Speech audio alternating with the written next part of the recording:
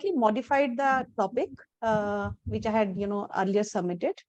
And the topic for today, which I've selected, is why corporate governance and sustainability, these are becoming inseparable.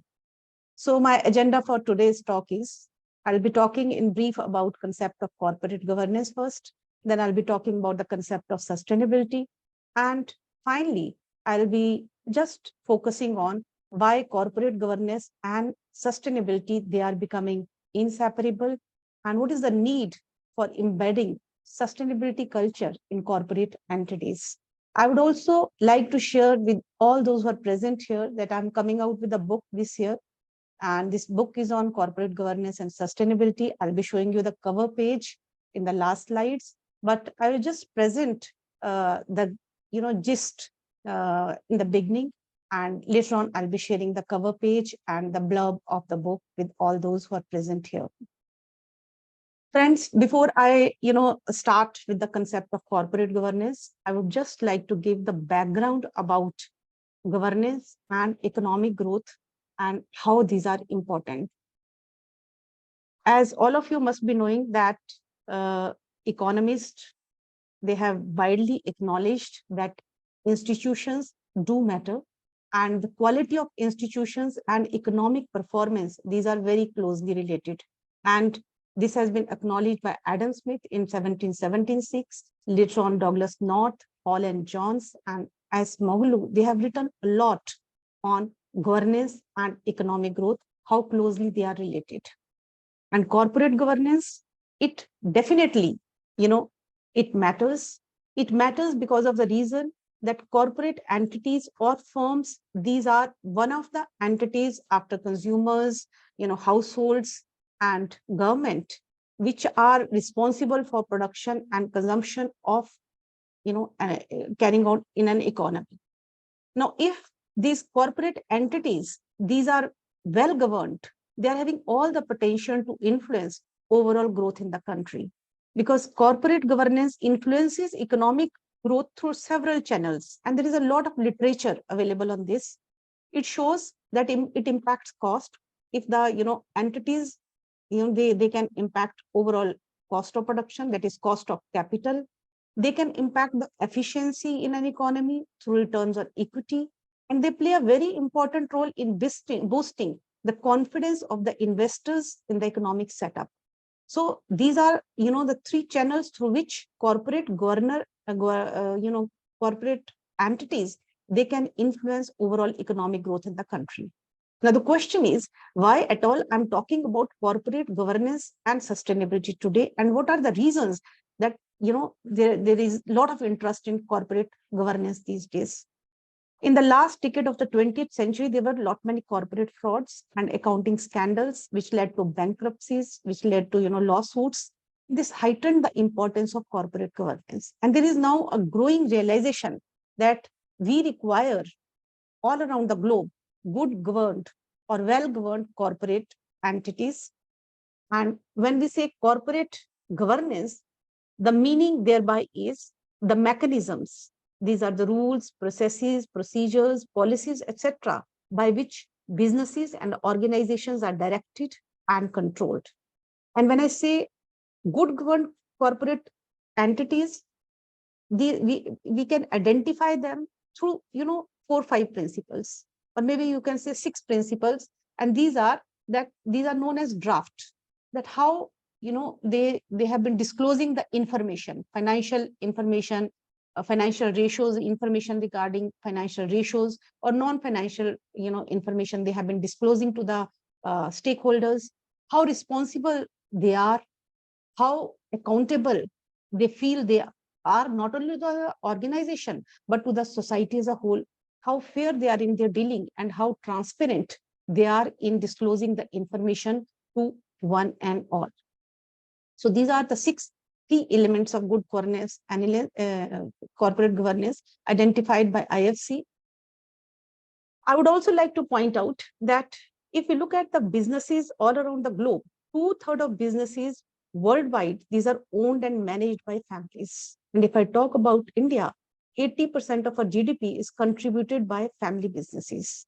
So these families, these are the promoters of the companies, but they are not able to run the companies because they don't have that skills or they don't have that vision. So they have to rely upon the board of directors, which is a collective body, which is elected, which comprises of elective directors, and decision is being controlled by this board of directors. So far as decision management is concerned regarding like initiation of a proposal or implementation, that lies with the management. And managements, they are the agents of the principals, and herein arises the chances that management may expropriate certain benefits from the shareholders, and there arise agency costs. And one of the ways to minimize these agency costs is by ensuring that entities, they follow the principles, the procedures, and the processes properly. I would also like to mention that if board of directors, they are having the vision, they are having the skills, and they believe in the principle of graft, which I just mentioned. And if these principles are being shared with managers and the employees, I think the boards will be very competitive and they will help in achieving the sustainability agenda also. Therefore, it is very, very important that we have to set a tone of integrated at the top. Coming now to the concept of sustainability, as all of you know, one of my colleagues from some other university prior to me, he just mentioned about Brundtland Commission report of 1987, where the concept of sustainable development was used for the first time in the report on common future, which implies that development has to be done in such a way that it not only meets the needs of the present generation, but it also helps helps to save the resources for the future generation also. And all of you are aware of this 2030 agenda of United Nations, wherein 17 sustainability development goals have been set up. And it is very, very important that corporate entities world over, they must adopt these 3 norms, which are termed as environment, social, and governance norms.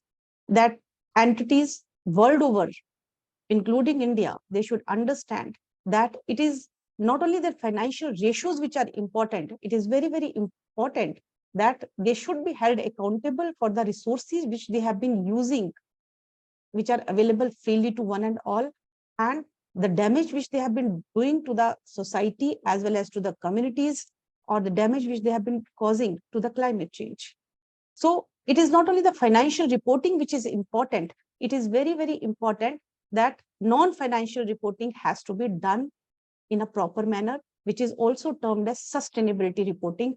Sustainability reporting means they must understand that their responsibility of using the societal resources, the impact of their actions on the environment, and they should be properly captured, and it should be properly get reflected in their decision-making processes through their different strategies which they opt for. So far as India is concerned, for the past 3 decades, we have been embarking on this journey to bring about reforms in the corporate governance regime. And I feel that from 2009 onwards, the pace for these changes, for the introduction of this, corporate governance reforms, it has picked up very fast. And it happened especially after the corporate scandal of 2008, which is known as Satyam scandal or Satyam fiasco, which took place in the country. And 2009, there were voluntary guidelines on corporate social responsibility which were issued.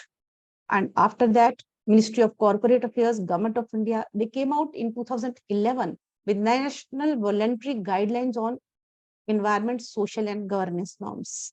And in 2012, there are 100 listed companies by market cap which have been, which it was made mandatory for them that they have to non-financial reporting or sustainability reporting, they will have to follow. Then in 2015, the number of companies which are supposed to adhere to this NFR, it has been raised to 500, and 21-22, it has been raised to 1,000. And the conditions, the rules, they are becoming more and more stringent. And 2020, these national guidelines for responsible business conduct, these have been released by MCA, and these are aligning with the UN guiding principles on businesses and human rights. Now, what is more important is that if these guidelines are to be implemented, it is the leadership which is very, very important. And this leadership has to come from the board of directors. As I mentioned earlier, that if board of directors comprises of those directors which have vision, which are skilled, which are having, expertise, which are having future vision, then the things will be much, much more easier. And the qualities which have been, defined by Professor Vaini Wieser from Cambridge, he says that these sustainable leaders, they are inclusive in nature. They are more innovative, they are courageous, they are strategic, they are caring, and they are systematic also. And if such sustainable leaders are available, then who are sustainable, sustainability conscious also, and who are ready to, spread sustainability education also, then sustainability performance arrangement, it becomes very easy, because then the role of the companies will be to identify the metrics through which their non-financial performance will be judged. That they will have to, decide how the data will be, collected, how it will be processed, how it will be analyzed, and how it will be reported annually along with the financial ratios. And then they will have to integrate it with the business planning and reporting. And as I mentioned earlier, that integrating environment, social, and governance factors in the investment processes and business decision making, it is a must in the wider interest of the society and the other all the stakeholders. And there are many benefits of sustainability or regeneration. Again, I've been using the words of Vaine Wieser from Cambridge.